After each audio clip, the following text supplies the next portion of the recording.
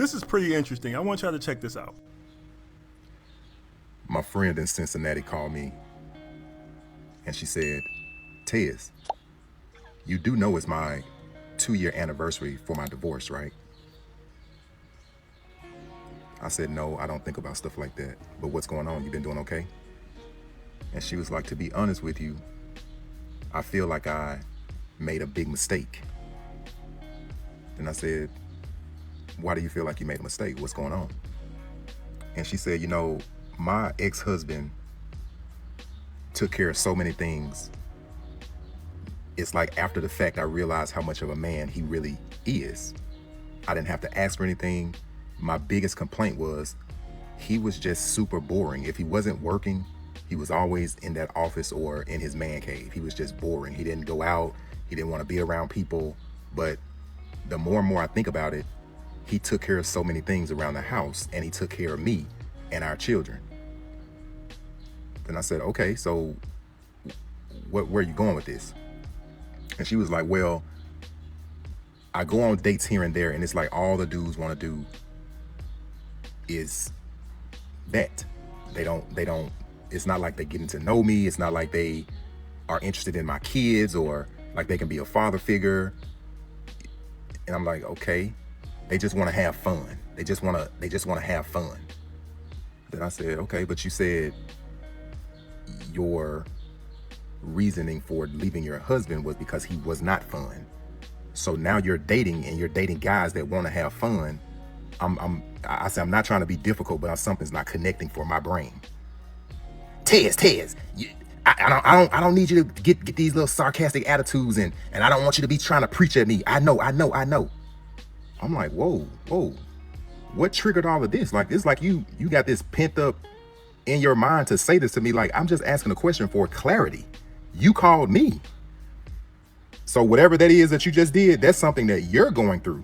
Like, but we get through all of that. And it's very telling how at this point, do y'all know what y'all want? Is it hormonal? Like, how you divorce a whole man, like doing man things, you divorce him for boredom.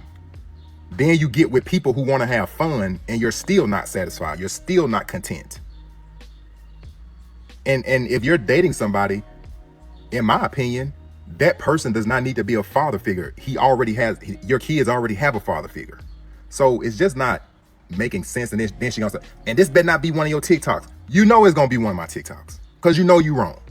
So yeah, you gonna be on my TikTok. And if you get mad if you see this, I don't care what you're gonna do about it. You gonna fly down to Memphis and do something? I doubt it. Apologize to that man. Trick. Now there's a lot to unpack here, but before we go any further, let me answer his question. Do they know what they want?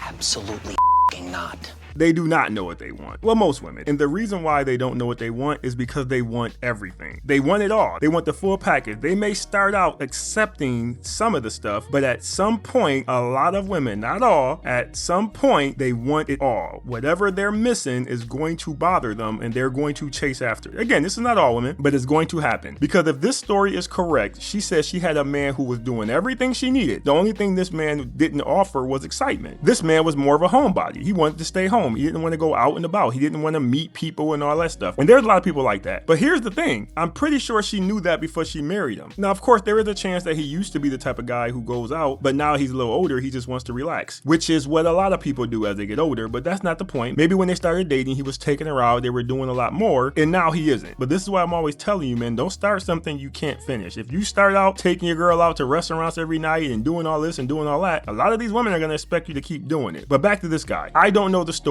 but either way, he was doing everything else that she needed to be done. She just didn't like the fact that she didn't have any excitement. But the gentleman in the video made a great point. You got your excitement now. You get to go on dates. You get to hang out late, go to parties, do whatever you want to do. You are in full control of your life, and now you're still complaining. So what is it that you want? I got the answer. She wants it all. She wants the man who's going to be exciting and do all the man stuff. That is just how some women are built. They cannot accept the 80-20 rule. They want the 100-100 rule. That's what they want. And I would put money on this if I I could. She was not 100% for that man. There were things that she wasn't doing that he wanted, and he just let it go. He wasn't complaining about it. This is how most of these relationships work. The women are so busy focusing on what they're not getting, they forget that they're not giving the man what he wants. But either way, she decided to divorce this man, and now she's back out in the streets, and she doesn't like it. Now, the guy in the video told her she needs to go apologize. Sure, she can apologize all she wants, but if that dude take her back, he is a damn fool. There's no way you take that woman back. What he needs to do, if he wants to start dating again, is to find him a woman who is like him. There are a lot of women out there who like staying home too. They don't want to be out in these streets. He needs to go find one of them. You don't go back to her. You let her live with her decision. There's a chance that she may go out there and meet another guy and everything will work out for her. There's a greater chance that that's not going to happen. But that is something she has to deal with. That has nothing to do with that man. If for whatever reason my video comes across that husband's desk, sir, do not take this woman back. Whatever you do, don't take her back. Anybody who will break up a home, and she did mention she had children, so anybody who will break up a home with children involved, if they're his real kids or stepkids, whatever the situation, anybody who's willing to do that based on a feeling, based on an emotion, you do not want anything to do with that. There's nothing good that's going to come out of that. And I really believe this is what a lot of women deal with when they're getting these divorces. That 20% that they're missing, they want to just chase it to see if they can get the full 100%. And they end up with the dudes who offer them the opposite. They give them 20% and they're missing 80%. But that is a lesson that she's going to have to learn, and that is something she's going to have to deal with. Again, it has nothing to do with this man.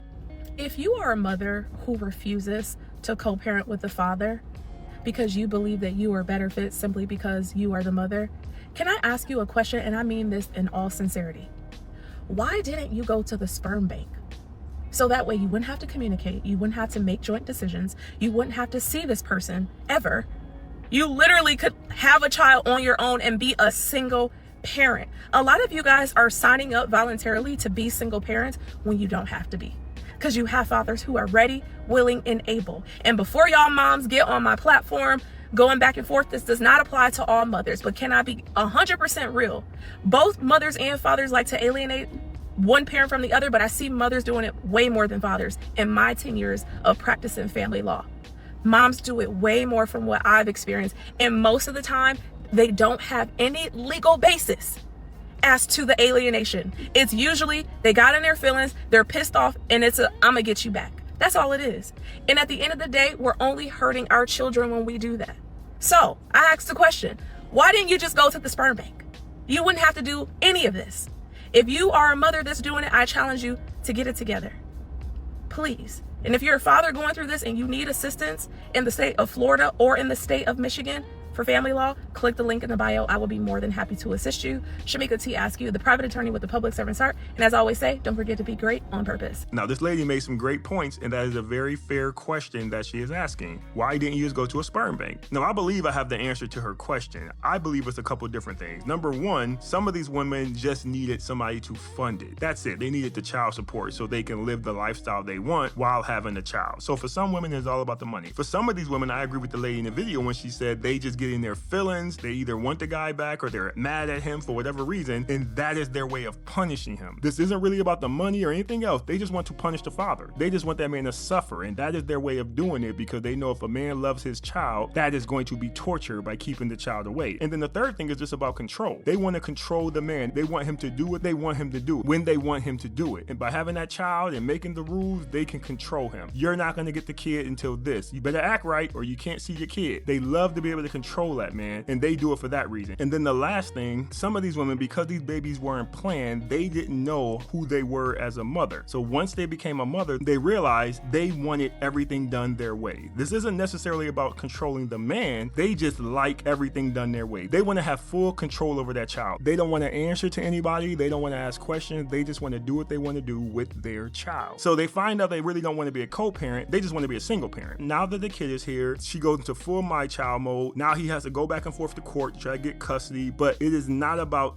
him necessarily. She just wants to have full control over that child. It is important to her to make all the decisions, even though most likely they're going to be the wrong decisions. She wants to be the one making those decisions. But those are the 4 reasons I believe why a woman who wants to be a single parent would have a baby with a man instead of going to a sperm bank. But I also want to point out the fact that she said a lot of these women do stuff like that when it comes to playing games with the child, putting the father through it with their child. I just want to make sure we're clear on that, because a lot of men come online and complain about that, and you women act like we're just whining about nothing. No, there are a lot of fathers out there who really want to be in their child's lives, but a lot of these mothers make it really hard for them. Of course, this is not all men and this is not all women, but she said in her experience, she noticed that a lot of women are doing this, so us men are not making it up. So I wanted to point that out too. Things my lady does that would send a low effort woman into a coma. She is always warm. And here's the kicker, even during conflict, if she doesn't like something, she gonna let me know. She's always tender, soft, respectful, feminine, and dainty. That brings a different version of me out. I've seen the most gentle women spaz out when there's conflict. Never with her. See, I know that there are a lot of women out here that feel like, hey, when I'm upset, I need to be able to get that out and I need to be able to say it how I want to say it. My baby not like that. She never uses my name. You might call your man by his name sometimes. Ain't nothing wrong with that. My baby don't never call me by my name. Even when there's tension, it's baby. That warmth is always present with her. You ready for the second one? I have to tell you, I'm very impressed with the first one. She is always considering me. Whenever she's out about doing anything out here in the world, I'm always top of mind. Here's another thing she does. She does not have her notifications or anything on her phone, but I'm the person that she always responds quickly to. She has prioritized keeping our communication open. When she's out and she sees something I like, she gets it. And she surprises me with it. She's always, not almost always, not most of the time, she's always receptive. I don't care how different, how unusual, how remote an idea might be. If I bring it to her, she listens. And she has never made me feel like it didn't have a chance of being heard. Not a single instance ever. Whenever she greets me, it's always a hug and a kiss. It gives me something to enthusiastically look forward to when I see her. She is not just a safe place, but she's a warm, gentle, loving haven for me. The things I express concern for, she changed them. A lot of people know that there's value and there's meaningfulness in being different than the way they are or doing things differently than the way they do. There has never been a single instance where I presented something to her and she didn't actively start working on it. She allows me to guide and give her ease when things don't feel settled, leveled, or comfortable. She's made adjustments about things people say take all this time in the world. There are things that she's adjusted that have been the way she's been doing things for the last 20 years. And I saw it change within a week. This one here, I better stop. Because talk about a coma, you ain't gonna wake up. She said a couple things about this young lady that to me is amazing and is very hard to find in a woman. And one of the things he mentioned is that when he brings things to her that he doesn't like or he's not feeling, she does her best to make the change. He says some of these things she's been dealing with her whole life and she was able to change it in a week for him. You're not gonna get too many women to do that. And then the part about her tone, how she always speaks to him in the proper tone. She never yells, she never screams. Even when they're in conflict, it's still the same tone. Now, I just did a video not too long ago and some guy came on here talking about, well, it's okay if your wife yell at you if you do something wrong. If my woman starts screaming and yelling, that is a sign to me to pay attention to see what's actually happening, what she's going through. Why is she so emotional that she is screaming and yelling?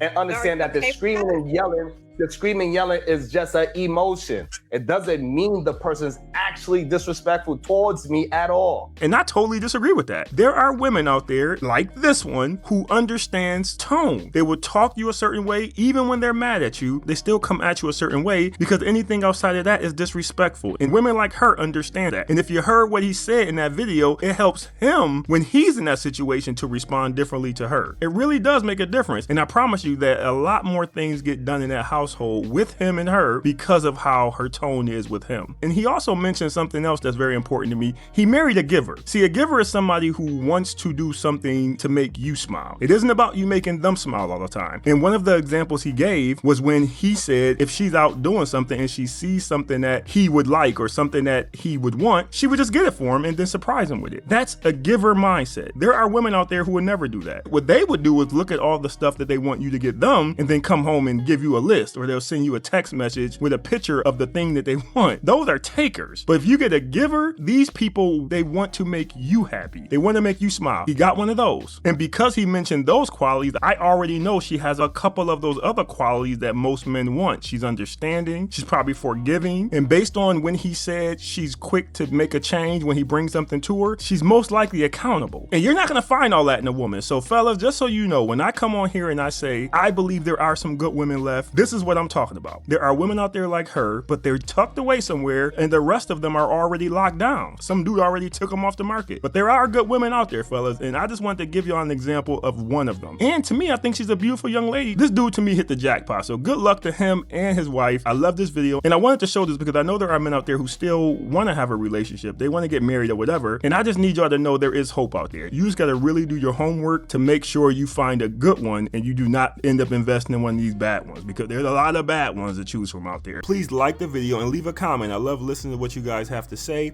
and don't forget to hit that hype button because it really helps me out with the algorithm, and I really do appreciate it. Thanks for watching. See you next time.